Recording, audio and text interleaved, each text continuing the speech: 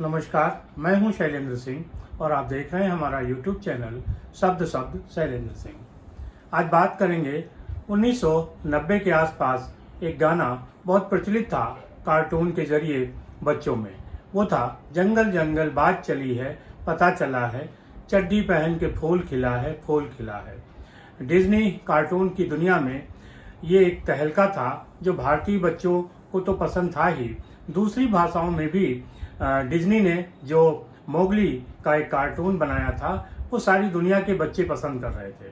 लेकिन बहुत कम लोगों को पता होगा कि मोगली का जो इतिहास है वो भारत से शुरू होता है। आप सोच रहे होंगे कि आज मैं मोगली की बात क्यों कर रहा हूँ, क्या कोई कार्टून दिखाने वाला हूँ? नहीं, मेरा ऐसा कोई इरादा नहीं है। वीडियो में आगे बढ़ने से पहले आपसे एक अनुरोध है कि आपने अगर अब तक हमारे चैनल को सब्सक्राइब नहीं किया है तो कर लीजिए और अंत तक वीडियो में बने रहिए ताकि हम आपको बता सकें कि हम मोगली की कहानी क्यों सुना रहे हैं। मोगली की कहानी इंसान और भेड़िए के बीच की एक कहानी है।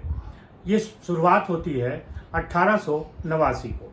1889 में कुछ अंग्रेज शिकारी बुलंदशहर के पास एक जंगल में घूम रहे थे शिकार की तलाश में। वहाँ उनको एक 6 साल का बच्चा दिखता है जो भेड़ियों के साथ भागते हुए उनकी मान में घुस गया। शिकारियों ने उस मान में आग लगाई जिससे वो भेड़िए और बच्चा बाहर आ गया। शिकारियों ने भेड़िए को तो मार दिया लेकिन जो बच्चा था उसको अपने साथ रखा और उसे फिर वो आगरा के अनाथालय में ले गए। वहाँ शनिवार का दिन था और इसीलिए उसका नाम दीना शनिचर रखा गया। तो ये कहानी है दीना शनिचर की। दीना शनिचर की कहानी सुनी जब रुडयार्ड किपलिंग ने, जो कार्टूनिस्ट थे और लेखक थे, उनका जन्म भी 1865 में हुआ था और उनको जो वन्य जीव हैं उन पे लिखने का शौक था। इसलिए वो तमाम उन शिकारियों के संपर्क में रहते थे जो शिकार करते थे, वन्य जीवों की कहानियां सुनाते थे। तो रुडयार्ड किपलिंग ने जब दीना शनिचर की कहानी सुनी तो उनके मन में एक जिज्ञासा हुई कि किस तरीके से वो बच्चा रहता रहा होगा। हालांकि सिर्फ दीना शनिचर ही नहीं, बहुत सारे ऐसे बच्चे उस समय मिले थे जो जंगलों में रहते थे और वो जानवरों के साथ पले थे। इसमें एक कहानी मध्य प्रदेश की भी है और मध्य प्रदेश में मोगली के नाम से वो पूरा पार्क बना हुआ है। लेकिन इन सब कहानियों को रुडयार्ड किपलिंग ने लिखा था और कथा के रूप में वो काफ़ी दिन चर्चित रही, काफ़ी चर्चित कथाकार थे। 1906 में उनको नोबेल पुरस्कार दिया गया। तो सबसे कम उम्र के राइटर थे उस समय जिनको नोबेल पुरस्कार मिला था। लेकिन उनकी ये कहानी चर्चित हुई 1990 के आसपास जब उसकी कार्टून बने, फिर फिल्म बनी और टीवी के जरिए पूरी दुनिया में दिखाई गई। बच्चे इस कार्टून के दीवाने थे। सबसे खास बात ये थी, दीना शनिचर की थी। वो जन्म देने वाले माता पिता उसे छोड़कर चले गए और उसका पालन पोषण फिर भेड़ियों के झुंड में हुआ और वो इंसान पर भेड़ियों के बीच रहने लगा। अंग्रेज जो शिकारी थे उन्होंने उसे पकड़कर आगरा के एक अनाथालय रखा और वहाँ वो ट्रेनिंग के बाद भी दीना शनिचर जो मनुष्यों की, इंसानों की भाषा थी वो नहीं सीख पाया, जो उसके खान पान का तरीका था वो बहुत कम सीख पाया और उसे धूम्रपान, खासतौर से बीड़ी पीने की आदत बहुत हुई। इसलिए उसको टीबी हो गई और 29 साल की उम्र में ही उसकी मृत्यु हो गई। लेकिन दीना शनिचर का जो कैरेक्टर मोगली के रूप में रुडयार्ड किपलिंग ने लिखा वो आज भी वो फेमस है। हालांकि बहुत सारी इसके बाद की कहानियां हैं कि मोगली कहाँ कहाँ पे था और रुडयार्ड किपलिंग ने उसकी तमाम कहानियों को लिखा था। ये कहानियों का मेन जो बेस था वो भेड़िए और इंसान की कहानियों का था। आज हम ये इसलिए सुना रहे हैं क्योंकि उत्तर प्रदेश के लखीमपुर और बहराइच जो जिले हैं उनकी महसी तहसील के 50 गांव पिछले 2-3 महीनों से भेड़ियों के आतंक से त्रस्त हैं। यहाँ पर 10 से अधिक लोगों की मृत्यु इन भेड़ियों के हमलों में हो चुकी है और 40 से अधिक लोग इन भेड़ियों के हमलों से घायल हो चुके हैं। देखा जाए तो ये कोई पहली बात नहीं है। इसके पहले 1996 में भी भेड़ियों ने एक ऐसा ही आतंक सुल्तानपुर, जौनपुर और प्रतापगढ़ में मचाया था, जहां सई नदी का कछाड़ था और वो स्थान भेड़ियों के लिए सुलभ था। 1997 जब वन विभाग ने भेड़ियों को मारने और पकड़ने की योजना बनाई तो उसका एक रिसर्च भी किया गया और उस रिसर्च से ये पता चला कि पूरा झुंड जो है हमला नहीं करता है, कुछ आदमखोर भेड़िए हैं जो इस तरीके का काम कर रहे हैं। 1997 में भी 50 से अधिक लोगों की मृत्यु हुई थी और 60-70 के करीब लोग उस हमले में घायल हुए थे। इस आधार पर जो एक रिसर्च बनी उसमें देखा गया कि भेड़िया उन जगहों पर ज़्यादा हमला करता है जहाँ की बच्चे छोटे होते हैं, उनकी माताएं उनको देख रही होती हैं, घरों में दरवाजे नहीं होते हैं और अंधेरा होता है। लेकिन इसके पीछे की वजह ये थी कि कुछ लोगों ने जो भेड़िए के बच्चों को मारा था, प्रतापगढ़, सुल्तानपुर और जो जौनपुर का कांड था, उसके बाद वो जो भेड़ियों की टीम थी, ये भेड़ियों का झुंड था, वो हमलावर हो गया था। यानी कहने का मतलब ये है कि जब आप भेड़िए को नुकसान पहुंचाते हैं, उसके बच्चे को नुकसान पहुंचाते हैं, तो पूरा भेड़िए का झुंड हमला करने लगता है, उसका बदला लेने लगता है। अभी जो बहराइच और लखीमपुर के जंगलों में हो रहा है, लखीमपुर का जो दुधवा टाइगर रिजर्व है और बहराइच का जो करतनिया घाट है, ये एक ऐसा जंगल है जहाँ पर कि बड़ी संख्या में भेड़िए रहते हैं, क्योंकि ये घने जंगल है।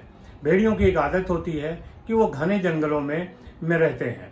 कई बार वो मांद बनाकर भी रहते हैं और कभी कभी वो मांद छोड़कर चले जाते हैं और कई सालों के बाद वो मांद में वापस आते हैं। भेड़िया एक ऐसा प्राणी है जो झुंड में रहता है, वो कभी अकेला शिकार नहीं करता है। इसके साथ ही साथ उसकी एक खास बात और है कि वो अपने छोटे बच्चों का बड़ा ख्याल रखता है। जब भी वो शिकार पर जाता है तो छोटे बच्चों को मांद में ही रहने देता है, वो कभी उन बच्चों को लेकर नहीं जाता है। दुनिया में देखें तो भेड़िए की करीब 38 नस्ल है जो अलग अलग देशों में पाई जाती है और ये बहुत ही चतुर और फुर्तीला जानवर होता है। 55 से 70 किलोमीटर प्रति घंटे की रफ्तार से दौड़ सकता है और जो इसका जंप होती है 5 से 7 मीटर की जंप लगा लेता है। इसके साथ ही साथ अगर देखा जाए तो ये 20 मिनट तक किसी भी शिकार को तेजी के साथ दौड़ाता है और जब वो शिकार निढाल हो जाता है तब वो उस पर हमला करके उसको ख़त्म कर देता है। इनकी जो औसत उम्र है वो करीब 13 साल होती है और 10 साल तक ये प्रजनन करते हैं। जो इनका रहने का तरीका है वो झुंड के रूप में है और अपने बच्चों का ख्याल रखते हैं। जब भी इनके बच्चों को कोई नुकसान होता है तो फिर ये बदला लेने लगते हैं और कई बार उस सिलसिले में ही ये आदमखोर हो जाते हैं। हालांकि भेड़िए का शिकार खरगोश, हिरन जैसे वो जानवर होते हैं जो घास खाते हैं, चरने जाते हैं। लेकिन जब ये जानवर नहीं मिलते तो फिर ये बकरी, गाय, बैल, भैंस इस तरीके के जानवरों को भी अपना शिकार बनाता है। यही भेड़िया जब मैदान छोड़कर शहरी इलाकों में आता है, रिहायशी इलाकों में आता है, वहाँ पर ये बच्चों को शिकार बनाता है, क्योंकि बच्चों को पकड़ना आसान होता है और ये बच्चों की गर्दन से पकड़ के उसे ले जाता है। बच्चों का जो मांस है वो उसके अपने बच्चों के लिए बहुत उसको पसंद आता है, लिहाजा वो अपने बच्चों को खिलाता है और इस तरीके से ये आदमखोर बन जाता है। अभी जो बहराइच की घटना है वो 3-4 महीने हो चुके हैं। लगातार सरकार और वन विभाग सक्रिय है, तमाम तरीके की योजनाएं चला रहा है, बावजूद उसके अभी भी पूरी तौर से निजात नहीं पाई गई है। लेकिन कहा जा रहा है इसके पीछे की जो वजह ये है कि इंसान लगातार जंगलों को ख़त्म कर रहा है, लिहाजा घने जंगलों में रहने वाला भेड़िया अब इंसानी रिहाइशों में आने लगा है और यहाँ पर हमले करने लगा है। जब ये हमले तेज हो जाते हैं तब बहुत सारी दिक्कतें होती हैं। ख़ास तौर से जब बरसाती इलाका आता है उस समय ये हमले बहुत बढ़ते हैं। अंधेरा होता है, बरसात होती है और जिन घरों में दरवाजे नहीं हैं उन घरों पे हमला करना इसके लिए आसान होता है। कई बार बच्चों के साथ साथ ये बूढ़े लोगों को भी अपना निशाना बनाता है और जब नौजवान उसे भिड़ने की कोशिश करता है तो उसे भी वो अपना शिकार बनाता है। ऐसे में आदमखोर बन चुका भेड़िया लोगों के लिए मुसीबत का कारण है।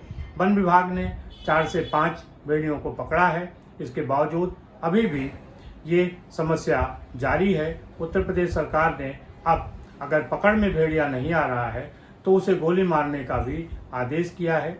मुख्यमंत्री योगी आदित्यनाथ से लेके पूरा वन विभाग इसकी मॉनिटरिंग कर रहा है, तरह के उपाय वन विभाग कर रहा है, लेकिन भेड़िया अभी भी इन क्षेत्रों में आतंक का पर्याय बना हुआ है।